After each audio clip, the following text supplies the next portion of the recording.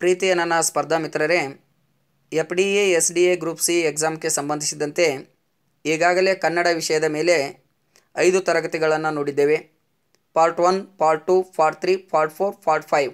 ಇದರಲ್ಲಿ ಸಮಾನಾರ್ಥಕ ಪದಗಳು, ವಿರುದ್ಧಾರ್ಥಕ ಪದಗಳು, ನುಡಿಗಟ್ಟು ಪದಗಳ ಅರ್ಥ, ವಾಕ್ಯದಲ್ಲಿನ ದೋಷಗಳನ್ನು ಗುರುತಿಸೋದು, ಇಂಗ್ಲೀಷ್ ಶಬ್ದಕ್ಕೆ ಪರ್ಯಾಯವಾದ ಕನ್ನಡ ಶಬ್ದವನ್ನು ಗುರುತಿಸೋದು ನೋಡಿದ್ದೇವೆ ರೀ.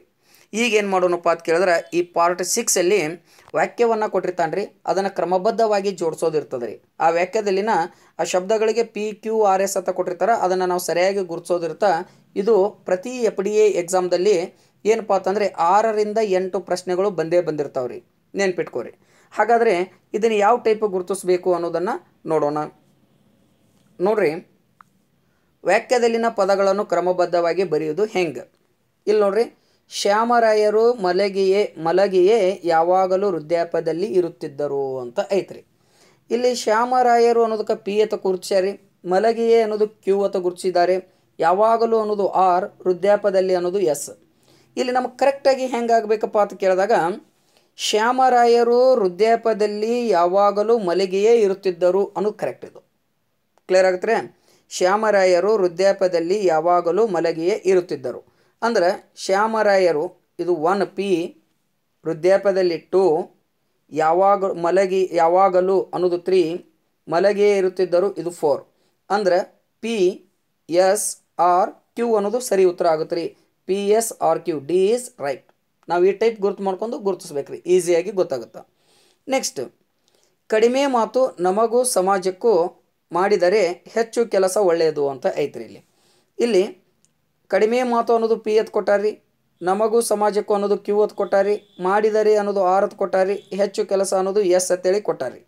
ಇಲ್ಲಿ ಇದು ಏನಾಗಬೇಕಪ್ಪ ಅಂತ ಕೇಳಿದಾಗ, ಕಡಿಮೆ ಮಾತು ಹೆಚ್ಚು ಕೆಲಸ ಮಾಡಿದರೆ ನಮಗೂ ಸಮಾಜಕ್ಕೂ ಒಳ್ಳೆಯದು ಅಂತೇಳಿ ಆಗ್ಬೇಕ್ರಿ. ಅಂದ್ರೆ PSRQ ಅಂತ ಆಗ್ಬೇಕ್ರಿ. PSRQ is second one is right answer. ಈ ಟೈಪ್ ನಾವೇನಪ್ಪ ಅಂತಂದ್ರೆ ಗುರುತಿಸ್ಬೇಕಾಗತ್ತೆ ರೀ. ನೆಕ್ಸ್ಟ್ ಕ್ವಶನ್ ನೋಡ್ರಿ, ಮಿತಿ ಮೀರಿದ ವಿದ್ಯಾರ್ಥಿಗಳಲ್ಲಿ ಶಿಸ್ತು ಬಳಕೆಯಿಂದಾಗಿ ಸಂಚಾರವಾಣಿಗಳ ಕಡಿಮೆಯಾಗಿದೆ ಅಂತ ಐತ್ರಿ. ಮಿತಿ ಮೀರಿದ ಅನ್ನೋದು P ಅಂತ ಕೊಟ್ಟಾರ, ವಿದ್ಯಾರ್ಥಿಗಳಲ್ಲಿ ಶಿಸ್ತು ಅನ್ನೋದು Q ಅಂತ ಕೊಟ್ಟಾರ್ರಿ, ಬಳಕೆಯಿಂದಾಗಿ ಅನ್ನೋದು R ಅಂತ ಕೊಟ್ಟಾರ, ಸಂಚಾರವಾಣಿಗಳ ಅನ್ನೋದು S ಅಂತ ಕೊಟ್ಟಾರ.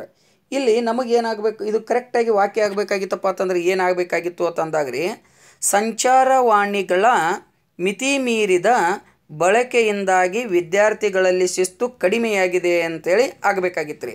ಅಂದ್ರೆ ಸಂಚಾರವಾಣಿಗಳ ಮಿತಿ ಮೀರಿದ ಬಳಕೆಯಿಂದ, ಅಂದ್ರೆ ಸಂಚಾರವಾಣಿಗಳ 1 ಮಿತಿ ಮೀರಿದ ಬಳಕೆಯಿಂದ ಮಿತಿ ಮೀರಿದ ಬಳಕೆಯಿಂದಾಗಿ ಅನ್ನೋದು 3 ಆಯಿತು, ವಿದ್ಯಾರ್ಥಿಗಳಲ್ಲಿ ಶಿಸ್ತು 4. ಅಂದ್ರೆ ಏನಾಗಬೇಕ್ರಿ, SPRQ. Fourth one is right answer. Clear ಆಗುತ್ತೆ ರೀ. ಈ ಟೈಪ್ ಗುರುತಿಸ್ಬೇಕ್ರಿ. ನೆಕ್ಸ್ಟ್ ನೋಡ್ರಿ, ಬದುಕು ವಿಧಿಯದರ ಸಾಹೇಬ ಜಟಕಾ ಬಂಡಿ ಅಂತ ಐತ್ರಿ. ಬದುಕು ಅನ್ನೋದು P ಆಗೈತ್ರಿ, ವಿಧಿಯದರ ಅನ್ನೋದು Q ಅಂತ ಗುರುತಿಸ್ಯಾರಿ, ಸಾಹೇಬ ಅನ್ನೋದು R ಅಂತ ಗುರುತಿಸ್ಯಾರಿ, ಜಟಕಾ ಬಂಡಿ ಅನ್ನೋದು S ಅಂತ ಗುರುತಿಸ್ಯಾರಿ. ಇಲ್ಲಿ ವಾಕ್ಯ ಇದು ಸರಿಯಾಗಿಲ್ಲ ರೀ, ಕ್ರಮಬದ್ಧವಾಗಿಲ್ಲ. ನಾವು ಕ್ರಮಬದ್ಧವಾಗಿ ಜೋಡಿಸ್ಬೇಕಾಗಿತ್ತಪ್ಪ ಅಂತಂದ್ರೆ, ಬದುಕು ಜಟಕಾ ಬಂಡಿ ವಿಧಿಯದರ ಸಾಹೇಬ ಅಂತ ಆಗ್ಬೇಕ್ರಿ. ಬದುಕು ಇದು 1, ಜಟಕಾ ಬಂಡಿ ವಿಧಿಯದರ 3, ಸಾಹೇಬ 4 ಆಗ್ಬೇಕ್ರಿ. ಅಂದ್ರೆ PSQR. Fourth one is right answer.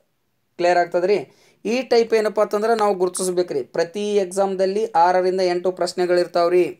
Next, ವ್ಯಾಯಾಮ ಮಾಡುವುದು ಶರೀರಕ್ಕೆ ಪ್ರತಿದಿನವೂ ಒಳ್ಳೆಯದು ಅಂತೇಳಿ ಐತ್ರಿ. ಅಂದರೆ ಇದೇನ್ರಿ, ಪ್ರತಿದಿನವೂ ವ್ಯಾಯಾಮ ಮಾಡುವುದು ಶರೀರಕ್ಕೆ ಒಳ್ಳೆಯದು ಅಂತ ಆಗ್ಬೇಕ್ರಿ. ಪ್ರತಿದಿನವೂ 1 ವ್ಯಾಯಾಮ ಮಾಡುವುದು ಶರೀರಕ್ಕೆ ಒಳ್ಳೆಯದು ಅಂದ್ರೆ ಏನಾಗಬೇಕ್ರಿ, RPQS. Third one is right answer. Next, ಅದಕ್ಕೆ ರಕ್ಷೆ P, ಶಿಕ್ಷೆ ಅನ್ನೋದು Q ಅಂತ ಗುರುತಿಸ್ಯಾರಿ, ನಮಗೆ ಅನ್ನೋದು R ಅಂತ ಐತಿ, ಗುಲಾಬಿ ಗಿಡದ ಮುಳ್ಳು ಅನ್ನೋದು S ಐತಿ. ಅದಕ್ಕೆ ರಕ್ಷೆ, ಶಿಕ್ಷೆ ನಮಗೆ, ಗುಲಾಬಿ ಗಿಡದ ಮುಳ್ಳು ಅಂತ ಐತ್ರಿ. ಇದು ಎಷ್ಟು ಈಸಿಯಾಗಿ ನಾವು ಗುರುತಿಸ್ಬೋದು ಅಂದ್ರೆ ನೋಡ್ರಿ, ಗುಲಾಬಿ ಗಿಡದ ಮುಳ್ಳು ಅದಕ್ಕೆ ಗುಲಾಬಿ ಗಿಡದ ಮುಳ್ಳು, ಅದಕ್ಕೆ ರಕ್ಷೆ, ನಮಗೆ ಶಿಕ್ಷೆ. ಅಂದ್ರೆ ಏನಾಗುತ್ತೆ ರೀ? S P R Q is right answer. Next, ವಿದ್ಯಾರ್ಥಿಗಳು ಜಾಸ್ತಿಯಾಗಿದೆ, ಆಕರ್ಷಿತರಾಗುತ್ತಿರುವುದು ದುರಭ್ಯಾಸಗಳ ಕಡೆಗೆ ಅಂತ ಐತ್ರಿ ಇಲ್ಲಿ ಆನ್ಸರ್. ಹಾಗಾದ್ರೆ ಇಲ್ಲಿ ಇದಕ್ಕೆ ಆನ್ಸರ್ ಕರೆಕ್ಟಾಗಿ ಯಾವುದಾಗ್ತದಪ್ಪ ಅಂತ ಕೇಳಿದಾಗ ನೋಡ್ರಿ, ವಿದ್ಯಾರ್ಥಿಗಳು ದುರಭ್ಯಾಸಗಳ ಕಡೆಗೆ ಆಕರ್ಷಿತರಾಗುತ್ತಿರುವುದು ಜಾಸ್ತಿಯಾಗಿದೆ ಮೀನ್ಸ್ ಬಿ ಈಸ್ ರೈಟ್ ರೀ, P S R Q. Next ನೋಡ್ರಿ, ಮೃಗವನ್ನು ಆಶ್ಚರ್ಯವಾಗುತ್ತದೆ ಮನುಷ್ಯನ ಮನದಾಳದಲ್ಲಿರುವ ನೋಡಿದರೆ ಅಂತ ಐತ್ರಿ. ಮೃಗವನ್ನು ಅನ್ನೋದು ಪಿ, ಆಶ್ಚರ್ಯವಾಗುತ್ತದೆ ಅನ್ನೋದು ಕ್ಯೂ ಅಂತ ಕೊಟ್ಟಾರ್ರಿ. ಮನುಷ್ಯನ ಮನದಾಳದಲ್ಲಿರುವ ಅನ್ನೋದು ಆರ್ ಅಂತ ಕೊಟ್ಟಿದ್ದಾರೆ. ನೋಡಿದರೆ ಅನ್ನೋದು ಎಸ್ ಅಂತೈತ್ರಿ. ಇದು ಏನಾಗಬೇಕು, ಇದು ಏನಾಗಬೇಕು ಕರೆಕ್ಟಾಗಿ ಅಂತ ಅಂದಾಗ ನೋಡ್ರಿ, ಮನುಷ್ಯನ ಮನದಾಳದಲ್ಲಿರುವ ಮೃಗವನ್ನು ನೋಡಿದರೆ ಅನ್ನೋದು 3 ಆಯಿತು. ಆಶ್ಚರ್ಯವಾಗುತ್ತದೆ 4. ಕ್ಲಿಯರ್ ಆಗ್ತದೆ ರೀ? ಮನುಷ್ಯನ ಮನದಾಳದಲ್ಲಿರುವ ಮೃಗವನ್ನು ನೋಡಿದರೆ ಆಶ್ಚರ್ಯವಾಗುತ್ತದೆ, ವಾಕ್ಯ ಕರೆಕ್ಟ್ ಆಗ್ತದೆ ರೀ. ಅಂದರೆ ಏನಾಗಬೇಕ್ರಿ ಇದು? R P S Q, R P S Q is right answer. Next ನೋಡ್ರಿ, ಗ್ರೀಕ್ ದೇಶದ ಅಲೆಕ್ಸಾಂಡರ್ ಹೊರಟನು ಇಡೀ ವಿಶ್ವವನ್ನು ಗೆಲ್ಲುವ ಆಶೆಯಿಂದ ಅಂತ ಐತ್ರಿ. ಗ್ರೀಕ್ ದೇಶದ ಅಲೆಕ್ಸಾಂಡರ್ ಅನ್ನೋದು ಪಿ, ಹೊರಟನು ಕ್ಯೂ, ಇಡೀ ವಿಶ್ವವನ್ನು ಆರ್, ಗೆಲ್ಲುವ ಆಶೆಯಿಂದ ಅಂತ ಐತ್ರಿ. ಅಂದ್ರೆ ಗ್ರೀಕ್ ದೇಶದ ಅಲೆಕ್ಸಾಂಡರನು ಇಡೀ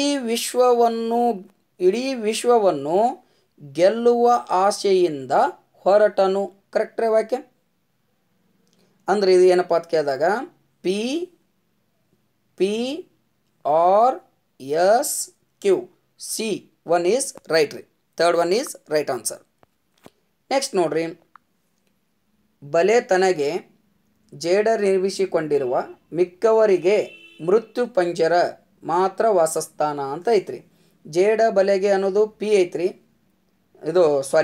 ಬಲೆ ತನಗೆ ಅನ್ನೋದು ಏನಪ್ಪ ಅಂತಂದ್ರೆ ಪಿ ಐತ್ರಿ. ಜೇಡ ನಿರ್ಮಿಸಿಕೊಂಡಿರುವ ಅನ್ನೋದು ಕ್ಯೂ ಅಂತ ಗುರುತಿಸ್ಯಾರಿ. ಮಿಕ್ಕವರಿಗೆ ಮೃತ್ಯು ಪಂಜರ ಅನ್ನೋದು ಆರ್ ಐತಿ. ಮಾತ್ರ ವಾಸಸ್ಥಾನ ಅನ್ನೋದು ಎಸ್ ಐತಿ. ಇಲ್ಲಿ ಹಾಗಾದ್ರೆ ಕರೆಕ್ಟ್ ಆನ್ಸರ್ ಯಾವುದಪ್ಪ ಅಂತ ಕೇಳಿದಾಗ ನೋಡ್ರಿ, ಜೇಡ ನಿರ್ಮಿಸಿಕೊಂಡಿರುವ ಕರೆಕ್ಟ್ರೆ, ಜೇಡ ನಿರ್ಮಿಸಿಕೊಂಡಿರುವ ಬಲೆ ತನಗೆ ಮಾತ್ರ ವಾಸಸ್ಥಾನ, 3rd ವಾಸಸ್ಥಾನ, ಮಿಕ್ಕವರಿಗೆ ಮೃತ್ಯು ಪಂಜರ. ಹಿಂಗಾಗ್ಬೇಕದು ವಾಕ್ಯ ಕರೆಕ್ಟಾಗಿ. ಅಂದ್ರೆ Q P S R, Q P S R is right answer, 3rd one. ಈ ಟೈಪ್ ಕೊಟ್ಟಿರ್ತಾನೆ. ಈಗಾಗಲೇ ನೋಡ್ರಿ, ಈ 6 ತರಗತಿಯಲ್ಲಿ ಸುಮಾರು 40 ರಿಂದ 50 ಅಂಕಗಳು ಡೈರೆಕ್ಟಾಗಿ ಬರ್ತಕ್ಕಂಥ ಪ್ರಶ್ನೆಗಳ ಬಗ್ಗೆ ವಿವರಣೆ ಕೊಟ್ಟೇವ್ರಿ ಈ 6 ತರಗತಿ ಒಳಗಡೆ. ಈ ಮೀನ್ಸ್ ಈ 6 ಕ್ಲಾಸ್ಗಳ ಒಳಗಡೆ ಇದರ ರಿಲೇಟೆಡ್ ಮ್ಯಾಗ ಅಭ್ಯಾಸ ಮಾಡಿರಿ. ಇವು ಏನಪ್ಪ ಅಂತಂದ್ರೆ 40 ರಿಂದ 50 ಅಂಕಗಳಾಯ್ತು ರೀ.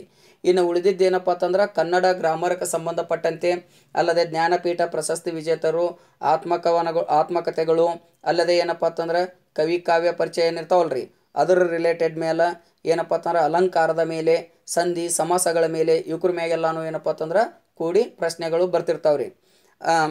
ಇನ್ನು ಉಳಿದಿದ್ದೇನಪ್ಪ ಅಂತಂದ್ರೆ ನಂತರದ ತರಗತಿಯಲ್ಲಿ ನೋಡೋಣ ಅಂತ ಹೇಳುತ್ತಾ ಈ ತರಗತಿಯನ್ನು ಇಲ್ಲಿಗೆ ಮುಗಿಸ್ತಾ ಇದ್ದೀನಿ. ಎಲ್ಲರಿಗೂ ಧನ್ಯವಾದಗಳು.